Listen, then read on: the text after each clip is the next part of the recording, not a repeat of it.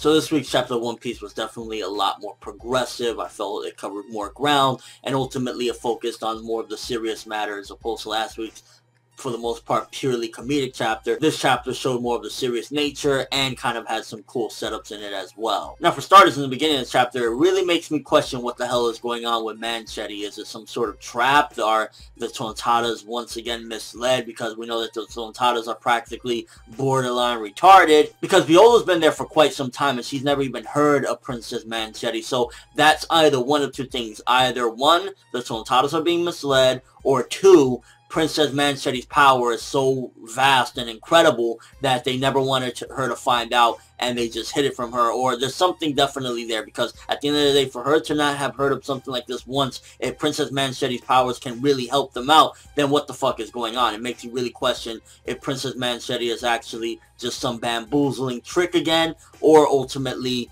they just wanted to hide it so bad because it's such a good power. And also, Viola found her. She's in some sort of room and she knows more or less where she's at. So at least we got some progression on the Tontada aspect, even though, again, like I said last week, I'll say it again, I don't really care about the Tontadas anymore. At the very least, it looks like we're gonna hopefully pass that part soon, because the thing that about the Tontadas that gets me the most is I don't get why Oda's doing this to us, where we have amazing things going on, like the most interesting things that I would love to see going on right now, and instead of looking at like these incredible fights, or, you know, some of the stuff like with Zoro and Pika, or especially Sabo and Admiral Fujitora, we're looking at the Tontadas bumbling and stumbling about, and it's like, I want to see more of that, not these little crusties. Although we did get some pretty cool action in this one with the Gladius versus Robin and Bartolomeo bit. That little setup there first when they were landing and he was just bombing them and shit. And I really want to see Bartolomeo prove himself in front of them, because as far as, even though it's comedic, it's also serving what his character is all about, Bartolomeo. And if he was to impress Robin or any of them,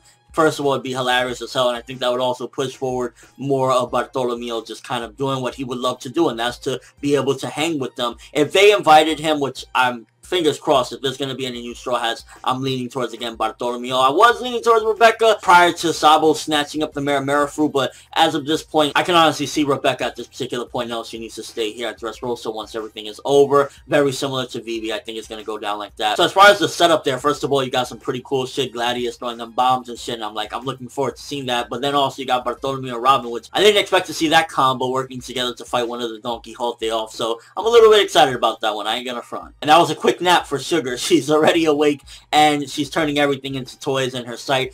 I really hope, but I think it's gonna happen, but I really hope it doesn't happen, that Luffy and them they're gonna come across her and she's gonna turn them into toys, and then we're gonna have to do something else. I don't think it'll be that drawn out that they need to do like 8 chapters worth of trying to put her back to sleep or some shit, but I could see for a short time being they're gonna run into her and maybe she'll turn a few of the Straw Hats into toys yet again, which I don't really want, because at the end of the day we already passed that, and I was hoping that Sugar would be knocked the fuck out for a long time, but she's already back up, and it's like, oh my gosh, it seems as though Oda's kind of circle jerking us with some of these events. It's kind of like, oh, I want to see Sabo, Fujitora, I want to see the greatness that is going on right now. And then we got these immortal fucking nutcrackers where Luffy and Cavendish are giving it their all, and it was just like, what the hell was going on? But probably the best part of this chapter was the setup, something that's been coming a long time, Rebecca versus Diamante. Now, I'm not saying that Rebecca should dominate him in the slightest. Rebecca should absolutely struggle in this fight, assuming we get to see this fight, because I don't know, every fight is happening off camera.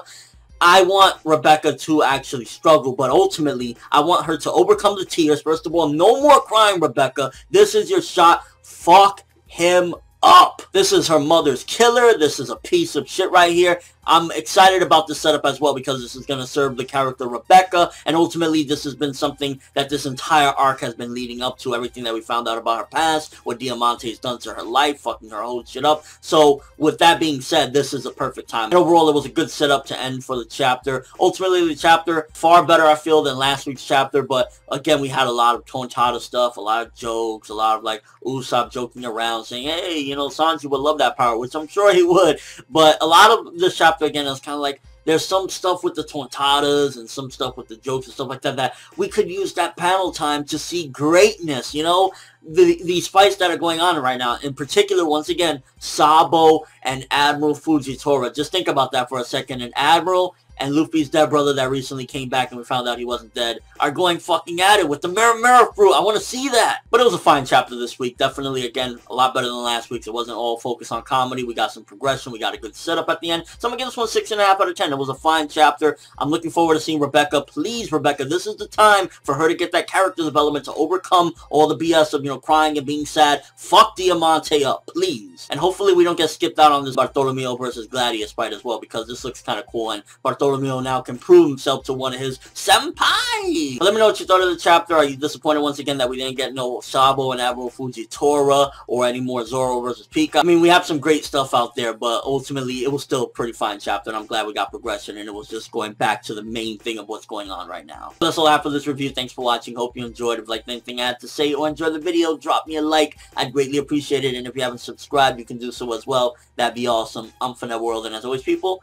have an awesome day.